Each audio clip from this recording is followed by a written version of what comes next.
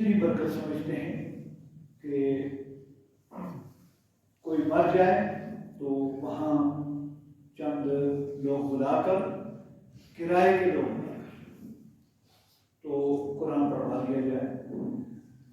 ہم یہ اتنی برکت سمجھتے ہیں کہ غلے کے ڈھیر میں قرآن رکھ لیا جائے. ہم اتنی ہی برکت سمجھتے ہیں کہ اس کی تعویذ بنا کر پلا دی جائے. اس سے زیادہ آگے نہیں بڑھے. جبکہ ہونا یہ چاہیے تھا کہ ہم نے یہ قرآن اس لیے نازل کیا ہے تاکہ تم اس کی اتباع کرو، تاکہ تم اس کو سمجھو، لعلکم تعقلون، تاکہ تم اس کو سمجھو، تذکرون. اور فرمایا فلا یتدبرون القرآن ام علی قلوب اقفالها. یہ قرآن پر غور و فکر کیوں نہیں کرتے؟ کیا ان کے دلوں پر کفر پڑ گئے ہیں، تالے لگ گئے ہیں؟ اس لیے قرآن پر غور و فکر نہیں ہو رہا. قرآن پر غور و فکر کرو. ایک سطر اگر زیادہ نہیں ہو سکتا اپنا معمول بناؤ.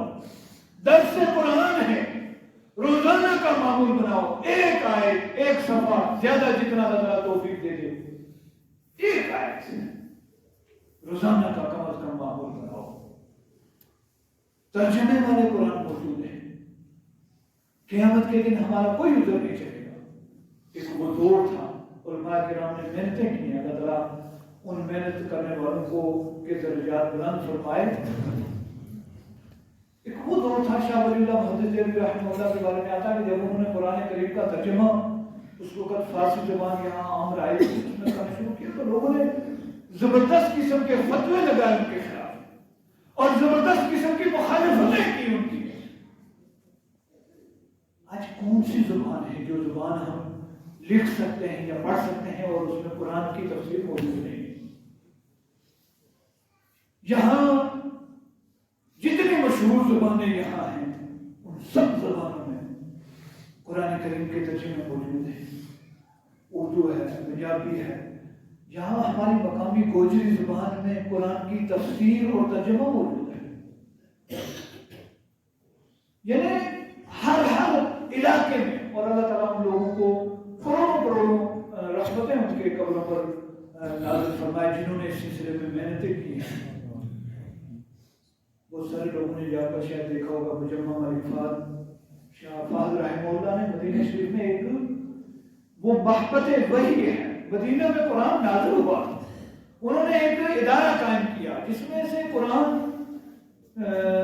یعنی معرہ قرآن بھی چھپ کر پوری دنیا تک پہنچائے ہیں اور ترجمے اور مستقل ٹیمیں لگائی ہیں. جو مشہور زبان کسی علاقے میں بولی جاتی ہے اس زبان میں ترجمہ ہونا چاہیے.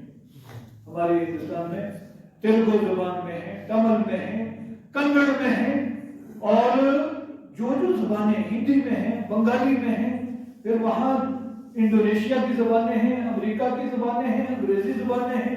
جو زبانیں ہیں ان میں قرآن کریم کے ترجمے ہو رہے ہیں اور گھر گھر تک فری پہنچائے جا رہے ہیں. کوششیں ہو رہی ہیں فہم قرآن کے تعلق سے. یہ بھی اعجاز قرآن ہے، یہ بھی شان قرآن ہے. اور ہم کتنے محروم ہیں کہ ہم 24 گھنٹے میں 10 منٹ بھی نہ دیں قرآن کے لیے. پھر پکڑا جائے گا، پھر جکڑا جائے گا اور بڑا سخت جکڑا جائے گا. اللہ تعالیٰ نے قرآن کریم میں بیان فرمایا خضوع نافرمانوں کے بارے میں. اللہ تعالیٰ فرمائے گا خضوع، اس کو پکڑو، فغلوہ، اس کو جکڑو، ثم فی سلسلۃ ذرعها 70 ذراعا فاسلکوہ، 70 ہاتھ لمبی ہتھکڑیاں ہیں، زنجیریں ہیں جہنم میں گرم کی ہوئی لوہے کی، ان میں اس کو باندھو اور باندھ کر اس کو جہنم میں ڈالو. یہ سب کچھ ہونے والا ہے، یہ سب کچھ ہونے والا ہے. تو ھذا کتاب انزلناہ، یہ کتاب ہم نے اس کو نازل کیا ہے، مبارک بابرکت ہے، فاتبعوہ، اس کی اتباع کرو، فاتبعوہ، اس کی اتباع کرو. جو اس نے حلال بتایا اس کو حلال مانو، جو اس نے حرام بتایا اس کو حرام مانو، جہاں چلایا وہاں چلو، جہاں روکا وہاں رک جاؤ، جو احکام ہے ان پر عمل پیرا ہو، جو منہیات ہیں ان سے باز آ جاؤ۔ واتقوا، اور ڈرو اللہ سے لعلکم ترحمون، تاکہ تمہارے اوپر رحم کیا جائے۔ ان تقولوا انما انزل الكتاب على طائفتين من قبلنا وان كنا عن دراستهم لغافلين۔ مکے والوں کو مخاطب کر کے اللہ فرماتا ہے میں نے یہ حجت قائم کر دی ہے، تمہارے اوپر حجت اعتماد ہو چکا، مکمل ہو چکا ہے، کوئی اعتراض تمہارا کل نہیں چلے گا۔ ان تقولوا، کہ تم کیا بولتے تھے یہ کہو کہ انما انزل الكتاب على طائفتين من قبلنا، ہم سے پہلے دو جماعتوں پر کتابیں نازل ہوئی تھی، یعنی یہود اور نصارہ پر نازل ہوئی تھی۔ وَإِن كُنَّا عَن دِرَاسَتِهِمْ لَغَافِلِينَ، ہم ان کے پڑھنے سے غافل تھے، ہمیں پتہ نہیں وہ کون سی زبان میں نازل ہوئی، وہ انگریزی زبان میں، وہ عبرانی زبان میں، وہ کس زبان میں، ہم عربی زبان تھے، ہمیں نہیں پتہ تھا۔ کل اسی طرح جس طرح ہمیں کوئی یہ حجت نہیں ہو سکے گی کہ ہم قرآن اس لیے نہیں سمجھ سکے کہ یہ عربی زبان میں تھا، اس لیے کہ ہر زبان میں ترجمے موجود ہیں، ہر زبان میں تفسیریں موجود ہیں۔ ان تقولوا انما انزل الكتاب على طائفتين من قبلنا، کہ یہ کتاب پہلے امتوں پر کتابیں نازل ہوئی تھی، یہود و نصارہ پر۔ وَإِن كُنَّا عَن دِرَاسَتِهِمْ لَغَافِلِينَ، ہم ان کے پڑھنے سے غافل تھے، بے خبر تھے۔ اور تقولوا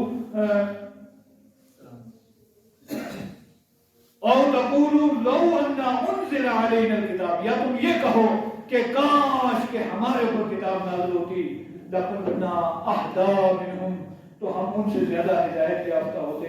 فَقَدْ جَاءَكُمْ بَيِّنَةٌ مِّن رَّبِّكُمْ وَهُدًى وَرَحْمَةٌ، فرمایا ساری چیزیں، یہ ساری صفات ہیں قرآن کریم کی، فرمایا تمہارے پاس روشن دلیلیں آ گئی۔ فَقَدْ جَاءَكُمْ بَيِّنَةٌ مِّن رَّبِّكُمْ، روشن دلائل، واضح دلائل، واضح احکامات آ چکے ہیں، اور وَهُدًى، اور ہدایت ہے، وَرَحْمَةٌ، اور رحمت ہے۔ یہ قرآن ہدایت ہے، یہ قرآن رحمت ہے، یہ قرآن برکت ہے، لیکن کس کے لیے؟ جو اس کے قریب آئے گا، وہ معزز سے زمانے میں مسلمان ہو کر آج ہم خوار ہوئے ہیں تارک قرآن ہو کر۔ وہ صحابہ کرام کی زندگیاں اٹھا کر دیکھو، اور رسول اللہ صلی اللہ علیہ وسلم کی بعثت سے پہلے کے حالات پڑھو۔ اللہ خود فرماتا ہے قرآن کریم میں وَإِن كَانُوا مِن قَبْلُ لَفِي ضَلَالٍ مُّبِينٍ، اگرچہ ان رسول اللہ کی تشریف آوری سے پہلے یہ کھلی ہوئی گمراہی میں تھے، جہالت میں تھے، ضلالت میں تھے، لا علمی میں تھے، کچھ نہیں تھا، کوئی تہذیب نہیں، کوئی تمدن نہیں، کوئی کچھ نہیں، کوئی کچھ نہیں۔ اور پھر اس قرآن کو پڑھنے کے بعد، اس کو سمجھنے کے بعد، اس پر عمل کرنے کے بعد وہ ساری دنیا کے امام بنے، رہنما بنے، رہبر بنے۔ صحابہ کرام کی سیرتیں اٹھا کر دیکھو، رسول اللہ صلی اللہ علیہ وسلم کے ان پاکیزہ شاگردوں کی سیرتیں اٹھا کر دیکھو، جن کو اللہ رب الجلال نے یہ شرف بخشا کہ وہ براہ راست رسول اللہ صلی اللہ علیہ وسلم سے قرآن سیکھیں۔ یہی قرآن ہے، اس کو فرمایا فَقَدْ جَاءَكُمْ بَيِّنَةٌ مِّن رَّبِّكُمْ وَهُدًى وَرَحْمَةٌ، بے شک تمہارے پاس روشن دلیلیں آ گئی تمہارے رب کی طرف سے، اور ہدایت آ گئی، رحمت آ گئی۔ فَمَنْ أَظْلَمُ مِمَّنْ كَذَّبَ بِآيَاتِ اللَّهِ وَصَدَفَ عَنْهَا، فرمایا اس سے بڑا ظالم کوئی نہیں، اس سے بڑھ کر کوئی ظالم نہیں، یعنی سب سے بڑا ظالم کون ہے؟ مِمَّنْ كَذَّبَ بِآيَاتِ اللَّهِ، جو اللہ کی آیات کو جھٹلائے۔ جھٹلانے کی دو حیثیتیں ہو سکتی ہیں، یہ اچھی طرح یاد رکھو۔ ایک جھٹلانے کی حیثیت یہ کہ انسان نے منع کر دیا، رد کر دیا، جس طرح ابو جہل نے کہہ دیا میں نہیں مانتا، اور دوسری جھٹلانے کی حیثیت تھی ابن ابی بن سلول کی، مان لیا، سامنے مان لیا۔ وَإِذَا لَقُوا الَّذِينَ آمَنُوا قَالُوا آمَنَّا وَإِذَا خَلَوْا إِلَىٰ شَيَاطِينِهِمْ قَالُوا إِنَّا مَعَكُمْ إِنَّمَا نَحْنُ مُسْتَهْزِئُونَ، کہ جب عمل کرنے کی بات آتی تو پھر اس سے بھاگ جاتے، اعلان یہ کرتے کہ ہم ایمان والے ہیں۔ جب عملی میدان میں آتی بات تو لو اطاعونا، پھر कहते कभी कोई बहाना कि हमारा मशवरा नहीं माना गया, हमारी बात नहीं मानी गई, हमें कहीं यहाँ कोई पूछता नहीं है, हमारे साथ कोई तस्करा नहीं है, हमें कोई मकाम नहीं दिया जाता, या और जो बातें इब्न उबई बिन सलूल ने की थी, कुरान में तफसीर मौजूद है। और इसीलिए अल्लाह ने फरमाया इज़ा जाअल मुनाफिकून क़ालू नशहदु इन्नका रसूलुल्लाह वल्लाहु यअलमु इन्नका लरसूलुहु वल्लाहु यशहदु इन्नल मुनाफिकीन लकाज़िबून। जब आपके पास मुनाफिक आते हैं, आकर कहते हैं कि हम ईमान लाए, आप अल्लाह के रसूल हैं, अल्लाह गवाह है कि आप अल्लाह के रसूल हैं, लेकिन अल्लाह ये भी गवाही देता है कि ये मुनाफिक झूठे हैं, ये झूठ बोल रहे हैं। फमन अज़लमु मिम्मन कज़्ज़ब बिआयातिल्लाह, फरमाया उससे बड़ा जालिम कोई नहीं जो अल्लाह की आयतों को झुठलाए, वसदफ़ अन्हा, और उनसे रोकने की कोशिश करे, खुद भी एराज करे और दूसरों को भी मना करे, जिस अबू जहल और उसके साथी करते थे, हर दौर में रहे हैं। फरमाया सनज्जिल लज़ीना यस्दिफ़ून अन आयातिना सूअल अज़ाब बिमा कानू यस्दिफ़ून। फरमाया अन करीब सनज्जिल लज़ीना, सजा देंगे हम लोगों को, यस्दिफ़ून अन आयातिना, जो हमारी आयतों से, हमारे अहकाम से, हमारे कवानीन से, हमारे फरामीन से, हमारी शरीयतों से रोकने की कोशिश करते हैं। सूअल अज़ाब, बुरा अज़ाब, बिमा कानू यस्दिफ़ून, उनके खुद भी रुकना और दूसरों को भी रोकना। इसकी छोटी सी मिसाल मैं आपको करूं, 4-10 आदमी बैठे होते हैं, गपशप लगी है, अज़ान हो गई और वो गप्पों वाले एक दूसरे को मसरूफ रख रहे हैं, ना खुद नमाज की तौफीक हो रही है, ना जो नमाज पढ़ने वाला उसको जाने दे रहे हैं, बिठा दिया, इस जिमन में आ गए हो, क्योंकि नमाज का हुक्म अब सबसे अहम तरीन हुक्म है कुरान करीम में। सूद है, ब्याज है, रिबा है, जुल्म है, 1000 के करीब अहकाम की आयतें हैं। कुरान पढ़ो, कुरान समझो, कुरान पर अमल करो, तभी निजात है। अल्लाह रब्बुल आलमीन हक़्क़ुल हाकिमीन हमें सही मानों में कुरान पढ़ने, समझने और उस पर अमल करने की तौफीक अता फरमाए।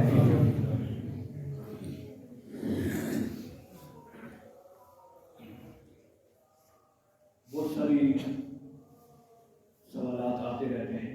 एक सवाल किसी ने पूछा था और बल्कि 2-4 दफ़ा वो बात दोहराई गई कि मर्दों और औरतों की नमाज में क्या फ़र्क है शरीयत में, इसकी वजाहत कीजिए। तो जो छोटी मोटी मेरी मालूमात है, तहरीर नेमत के तौर पर मैंने पहले भी तज़किरा किया, अल्लाह ताला ने मौका दिया है सियासी का पूरी पर एक नज़र जुड़ाने का, मुस्लिम शरीफ की दूसरी चीज़ को छोड़कर, इश्काल शरीफ को मुताबिक मरतबा और ये कुरान करीम का दर्स भी मुताबिक मरतबा।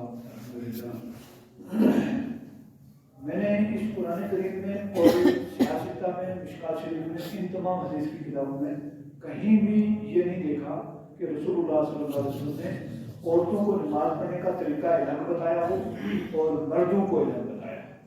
शरीयत इस्लामी में ये सूरह अहज़ाब में है, इन्नल मुस्लिमीन वल मुस्लिमात वल मुमिनीन वल मुमिनात वल कानितीन वल कानितात, ये 15 सिफात बयान करवाई है। मुसलमान, मोमिन, फरमाबरदार, रोजे रखने वाले, इन तमाम अहकाम में मर्द औरतें बराबर है। नमाज का तरीका, नमाज का हुक्म मर्दों औरतों के लिए बराबर है। हज़रत उम्मे सलमा रज़ियल्लाहु तआला अन्हा ने एक मरतबा उम्मुल मोमिनीन में से हैं, रसूलुल्लाह सल्लल्लाहु अलैहि वसल्लम से पूछा, या रसूलल्लाह मर्दों का तज़किरा आता है, ख़वातीन का कहीं तज़किरा ही नहीं आता। तो उस पर अल्लाह रब्बुल इज़्ज़त ने कुरान करीम में सूरह आल इमरान में ये इरशाद फरमाया, फस्तजाब लहुम रब्बुहुम अन्नी ला उज़ीउ अमला आमिलिन मिनकुम मिन ज़करिन औ उन्सा, औरतें हों या मर्द हों, सबका तज़किरा बराबर किया और सबके आमाल बराबर है।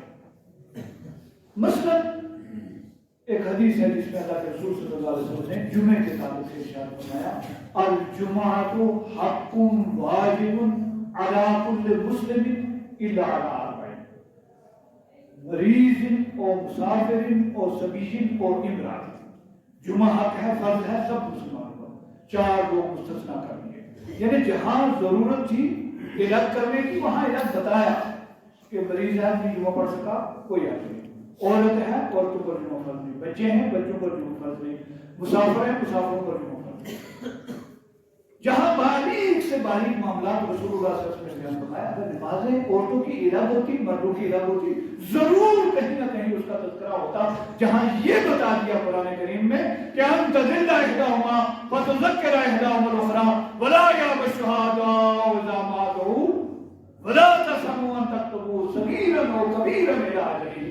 چھوٹی بات ہو بڑی بات ہو تحریر میں ذرا ذرا ساری چیزیں لکھ کے رکھو. وہاں اگر نمازوں میں فرق ہوتا ہے، جبکہ نماز کے بغیر اسلام ہی نہیں ہے تو ضرور تذکرہ. لیکن شریعت اسلامیہ میں کہیں بھی یہ تذکرہ نہیں کہ مرد اس طرح نماز پڑھیں اور عورتیں اس طرح نماز پڑھیں. مثلا کچھ مخصوص ایام خواتین کے لیے ان کی رخصت ہے عورتوں کو نماز کی. عائشہ صدیقہ رضی اللہ عنہا کی روایت موجود ہے، صحیح حدیث موجود ہے کہ اللہ کے رسول صلی اللہ علیہ وسلم نے ہمیں رخصت دے دی تھی، لیکن اس رخصت کے ایام میں نماز معاف کر روزے معاف نہیں، روزے رکھنے پڑے.